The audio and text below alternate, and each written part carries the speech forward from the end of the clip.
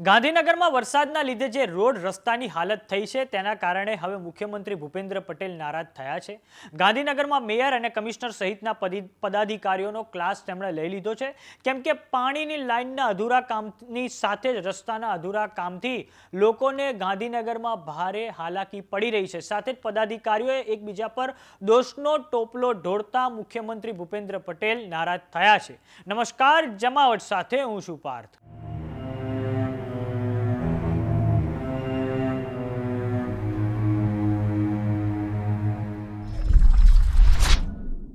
ગુજરાતના પાટનગર ગાંધીનગરમાં વરસાદના કારણે તંત્રની કામગીરીની પોલ ખુલી ચૂકી છે। મુખ્યમંત્રી ભૂપેન્દ્ર પટેલે પોતાના નિવાસસ્થાને ગાંધીનગર મહાનગરપાલિકાના અધિકારીઓ, પદાધિકારીઓની સાથે માર્ગ અને મકાન વિભાગના અધિકારીઓને પણ બોલાવ્યા હતા।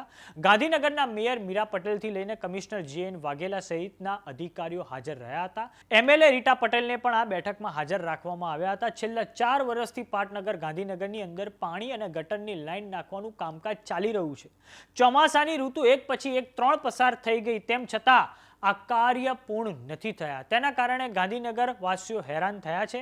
ગાંધીનગરમાં ખરાબ રોડ રસ્તાને લઈને મુખ્યમંત્રી ભૂપેન્દ્ર પટેલે તેમના નિવાસસ્થાને બેઠક બોલાવી હતી। આ બેઠકની અંદર પદાધિકારીઓની સાથે ધારાસભ્ય પણ હાજર રહ્યા હતા। જો કે પદાધિકારીઓ અને ધારાસભ્યોએ એકબીજા પર દોષારોપણ કર્યું હતું। આ પછી મુખ્યમંત્રી અકળાયા હતા, તમામને અટકાવ્યા હતા અને ટકોર કરી હતી કે દોષારોપણ કરવાના બદલે જે કામગીરી અધૂરી છે તે પૂર્ણ થવી જોઈએ, તેને પ્રાથમિકતા આપવી જોઈએ। આ ઉપરાંત સીએમ ભૂપેન્દ્ર પટેલે અધિકારીઓને ખખડાવ્યા હતા, કેમ કે અધિકારીઓ પોતાની જવાબદારીમાંથી છટકી જાય છે।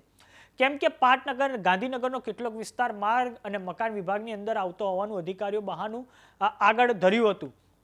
ગાંધીનગરમાં કેટલોક વિભાગ મહાનગરપાલિકા અને કેટલોક વિભાગ પાટનગર યોજનાની અંદર આવે છે। આ પછી અધિકારીઓ એકબીજા પર ખો નાખે છે અને આ પછી મુખ્યમંત્રી ભૂપેન્દ્ર પટેલે અધૂરા કામ પૂર્ણ કરવા માટે આદેશ કર્યો છે। સાથે જરૂરી જગ્યાએ પુરાણ કરવાનો પણ હવે આદેશ કર્યો છે। હાલમાં તો ગાંધીનગરની અંદર અનેક જગ્યાએ ખોદકામ કરીને અધૂરી કામગીરીના કારણે પ્રજા બરાબર પરેશાન થઈ રહી છે। તેનું સૌથી મોટું ઉદાહરણ એ છે કે સેક્ટર 1માં જે મનપા દ્વારા જે કૃત્રિમ તળાવ બનાવવામાં આવ્યું છે તેમાં 7 વર્ષનો માસૂમ ડૂબીને મૃત્યુ પામ્યો છે। આ ઘટનાને લઈને પણ મુખ્યમંત્રી ભૂપેન્દ્ર પટેલ રીતસર અકળાયા હતા।